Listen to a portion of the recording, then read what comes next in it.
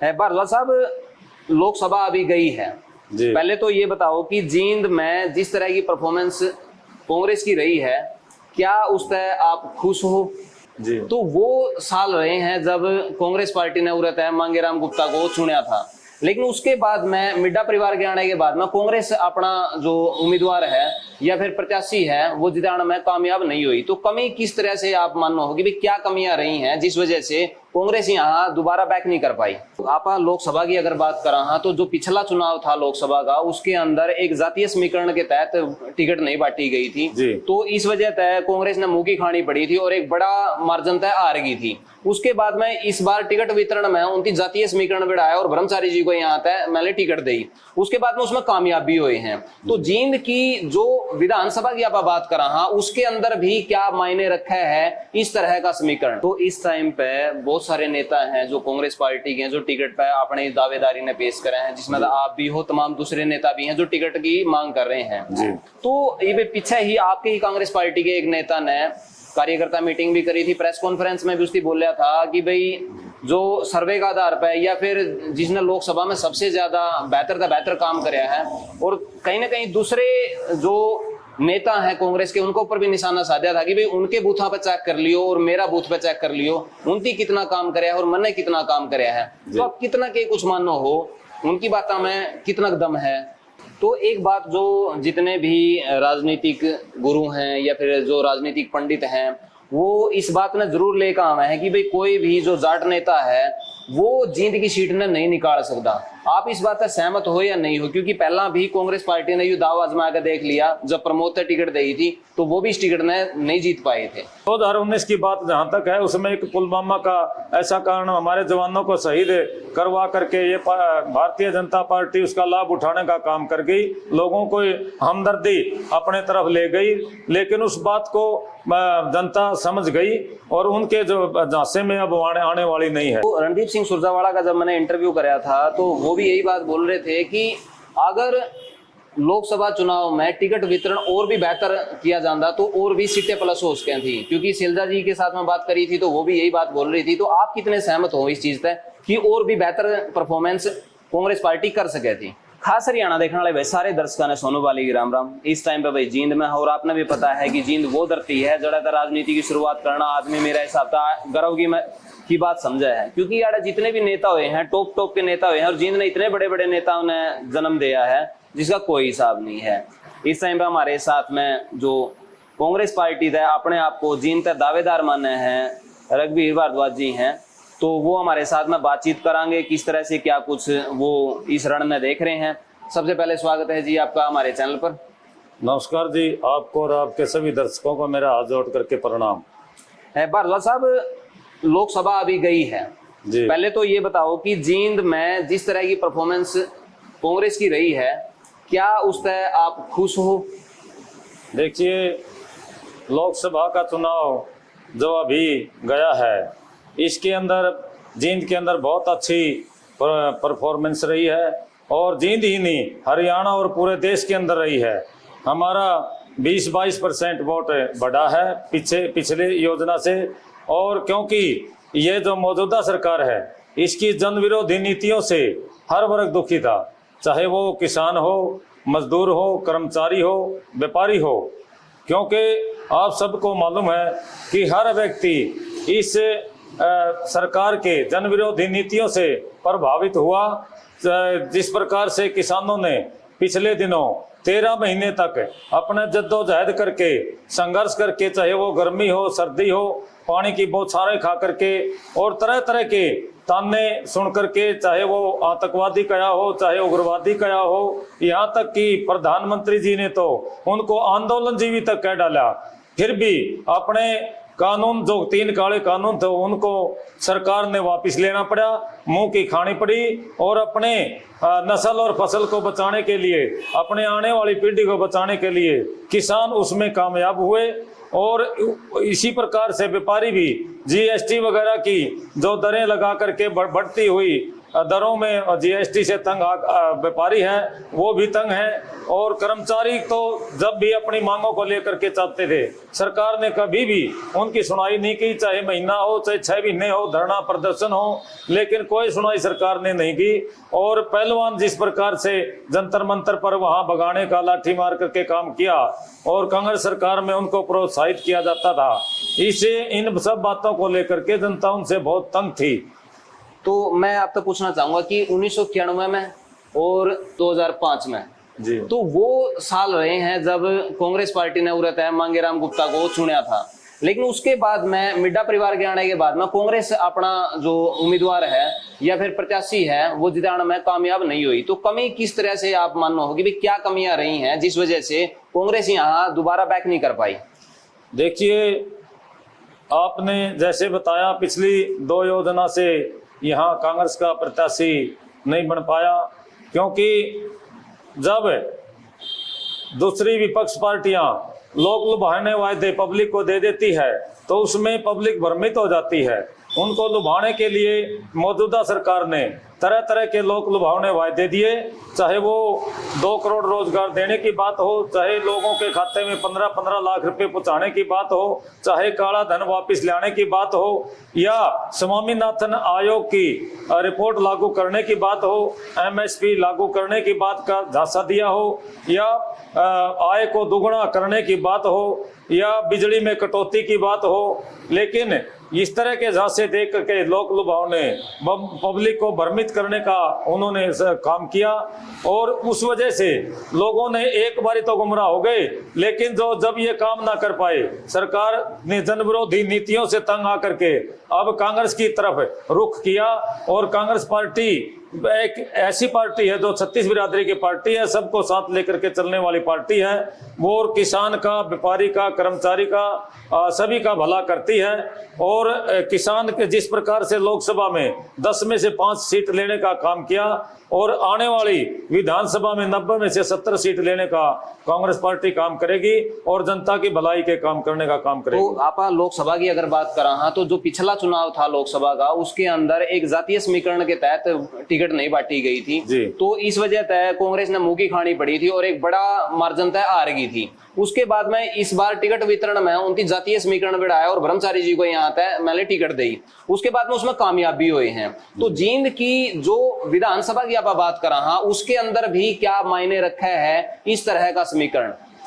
देखिए, जातीय समीकरण की जहां तक आपने बात पूछी, भारतीय जनता पार्टी इस किस्म की बातें करती है, जात पात की राजनीति करती है, धर्म और मजहब की राजनीति करती है, उसमें बांट करके लोगों से वोट बटोरने का काम करती है, और जन विरोधी नीतियों के तहत उनके ऊपर अत्याचार ढाती है। ये जातीय समीकरण कांग्रेस पार्टी का भी ज्यादा उस पर वो अहमियत नहीं देती। जो मेहनत करने वाला, कामयाब और निष्ठावान अपना कार्य करता है, जो हमेशा सबको साथ लेकर के चलता है, 36 बिरादरी का चहेता नेता होता है और कार्यकर्ता होता है, उसको टिकट दे करके कांग्रेस पार्टी मैदान में उतारती है। और उन्हीं बातों को ध्यान में रख करके अब भी इस 2024 के विधानसभा चुनाव में इसी प्रकार से प्रत्याशी सर्वे करा करके जो धरातल पर मेहनत करते हैं, गली मोहल्लों में जा करके इस मौजूदा सरकार के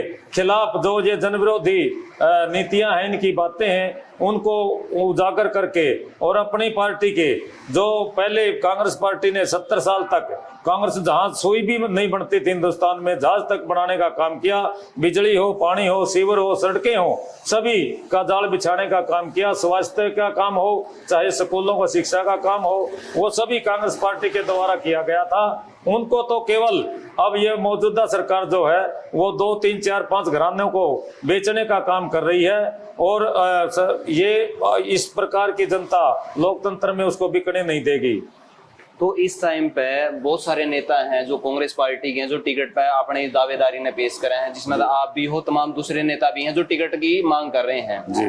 तो ये पीछे ही आपके ही कांग्रेस पार्टी के एक नेता ने कार्यकर्ता मीटिंग भी करी थी, प्रेस कॉन्फ्रेंस में भी उसकी बोल रहा था कि भाई जो सर्वे का आधार पे या फिर जिसने लोकसभा में सबसे ज्यादा बेहतर काम कराया है, और कहीं ना कहीं दूसरे जो नेता हैं कांग्रेस के, उनके ऊपर भी निशाना साधा था कि भाई उनके बूथा पे चेक कर लियो और मेरा बूथ पे चेक कर लियो, उनकी कितना काम करे और मैंने कितना काम करे है। तो आप कितना के कुछ मानो हो, उनकी बातों में कितना दम है?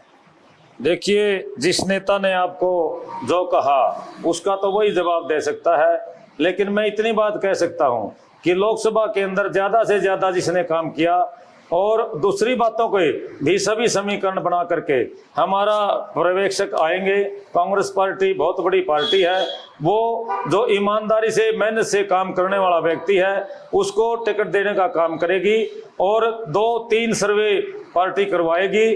और लोकसभा में जिस प्रकार से काम करने का काम किया, मैंने भी बेहतर काम किया है मेरी महाराज जी के साथ। और लोकसभा के अंदर हमारे हल्का जींद के अंदर जिम्मेवारी थी और मेरे पास जो जोन था उसमें 5 गांव थे जिनमें मांडो, खुंगा, बरसाना, मनोरपुर और खोखरी आता है।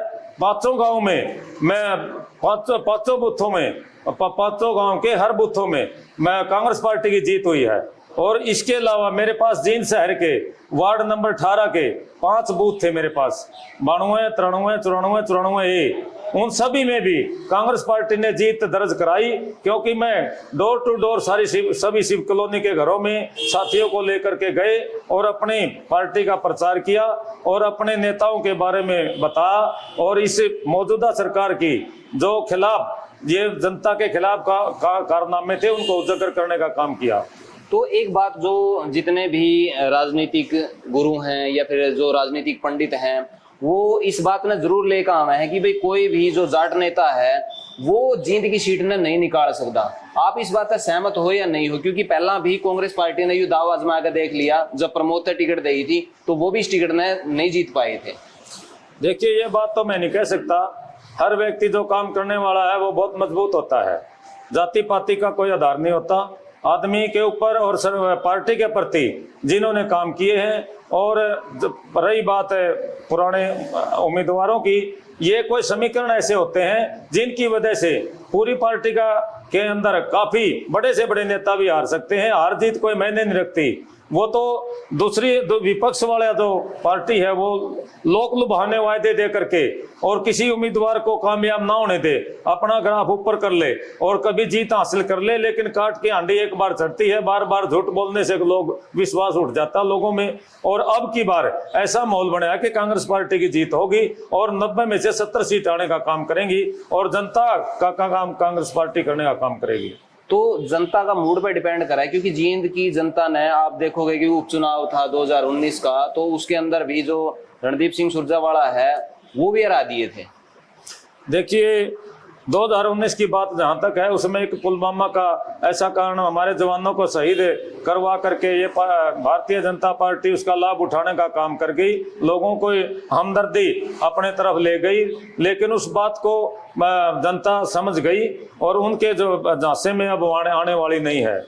तो रणदीप सिंह सुरजेवाला का जब मैंने इंटरव्यू कराया था तो वो भी यही बात बोल रहे थे कि अगर लोकसभा चुनाव में टिकट वितरण और भी बेहतर किया जाता तो और भी सीटें प्लस हो सकें थी। क्योंकि शैलजा जी के साथ में बात करी थी तो वो भी यही बात बोल रही थी। तो आप कितने सहमत हो इस चीज पे कि और भी बेहतर परफॉर्मेंस कांग्रेस पार्टी कर सके थी? देखिए, वो जो टिकट वितरण कमेटी थी, हमारी शीर्ष नेतृत्व है, वो उनके विचार के, उनके देखने का नजरिया था, उससे हम बहुत दूर हैं। हम तो केवल जींद हल्के के बारे में बात कर सकते हैं और जींद हल्के के ही हम काम करते हैं 30-40 साल से कांग्रेस पार्टी में, और हल्का जींद की एक एक जो समस्याएं हैं वो सबके सामने रखते हैं और हल्का जींद के लिए लड़ाई लड़ते हैं और यहीं लड़ते रहेंगे और लोगों की सेवा करते रहेंगे। तो लगातार सीवरेज व्यवस्था का ठप होना जींद के अंदर, आवारा पशुओं का जितना भी आतंक है, उसके ऊपर लगाम क्यों नहीं लगाई जाती? देखिए, आवारा पशुओं की तो कई बार मुद्दे मैंने भी उठाने का काम किया है, और सीवर की व्यवस्था की बात जहाँ तक है, पीछे एक अमृत योजना के तहत ग्रांट आई थी बहुत बड़ी राशि के रूप में, और वो यहाँ के जो विधायक है उसने विधानसभा में ये मुद्दा उठाया था, लेकिन वहाँ से कमेटी विधायकों की भी गठित हुई थी, आकर के उन्होंने जांच भी की थी वो उसमें नीचे ना बेड मिला, ना कोई कनेक्शन मिले कहीं, और उस जांच का भी आज तक वो रिपोर्ट नहीं उजागर हुई है, ना ही वो रिपोर्ट बनी है। उसको गोलमाल कर गए और वो सीवर की सफाई तक भी नहीं होती। यदि सफाई होती और वो सही रूप से सीवर कामयाब होते और ठीक ढंग से दबे होते तो यहाँ सीवर की व्यवस्था प्रॉब्लम ना होती। क्या कारण है मिड्डा परिवार बार बार बना है, जबकि विपक्ष का आरोप लगा है कि विकास कार्य जींद के अंदर नहीं हुए हैं? तो फिर ऐसे कौन से समीकरण हैं जो जिताने का काम करें उनकी? देखिए, मैंने आपको पहले भी बताया है कि जिन पार्टियों की टिकट वो लेकर के आते हैं वो पब्लिक के लोग लुभावने वादे कर देते हैं, जिसमें झूठ बोल करके वोट बटोरने का काम करते हैं। और अब की बार लोग जींद की जनता समझ चुकी है उनकी बातों के, उनके झांसे में न आकर के, और कांग्रेस पार्टी के उम्मीदवार को भारी बहुमत से जिताने का काम करेंगे। तो आपने कितना की कुछ लगा है कि आपके जो काम न देख के न जो शीर्ष नेतृत्व है वो कितना आपकी तरफ ध्यान देगा और आपका नाम सर्वे के आधार पर आगान के चांस है? देखिए, हर व्यक्ति जो हमारा कार्य करता है, जो उम्मीदवारी की दावेदारी करता है, वो अपना अधिकार रखता है। सभी को टिकट मांगने का अधिकार है, क्योंकि अपनी तरफ से कोई कमी नहीं रखता किसी कार्यकर्ता काम करने की। पार्टी के प्रति सभी निष्ठावान हैं, एक से एक बढ़ करके योद्धा हैं और लड़ाई लड़ने के लिए सक्षम हैं, और टिकट मांगने का भी सबका अधिकार है।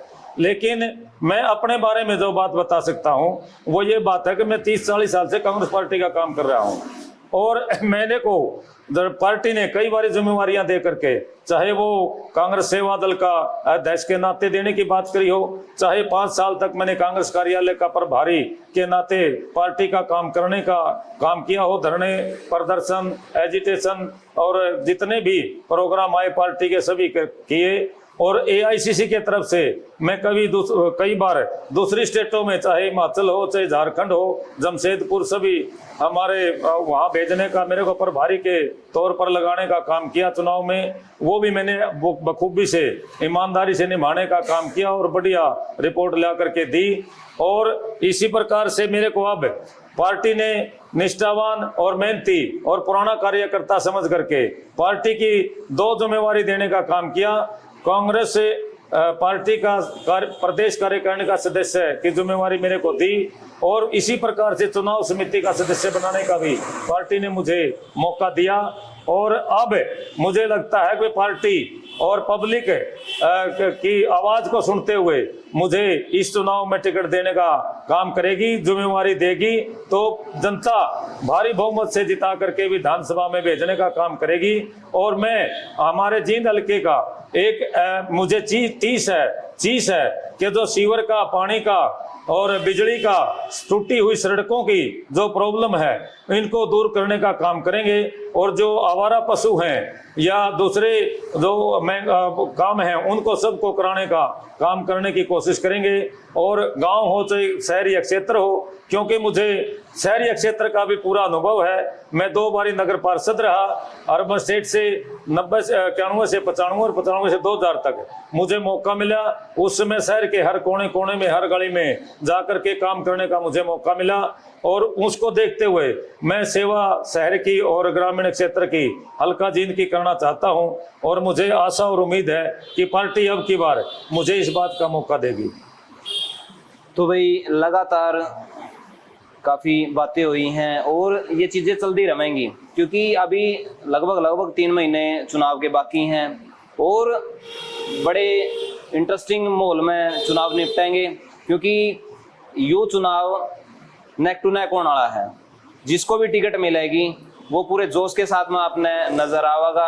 अगर बात साथ में मिला है तो ये भी जोश के साथ में आवेंगे, दूसरे आवेंगे तो वो भी जोश के साथ में आवे। सारी पार्टियां जोश के साथ में ये चुनाव न लड़ना चाहें, क्योंकि करो या मरो का चुनाव है। यूं कांग्रेस पार्टी का वह है कि अगर अब नहीं कुछ कर पाए तो शायद आगे कर पावा या नहीं कर पावा, वो आगे की बात है।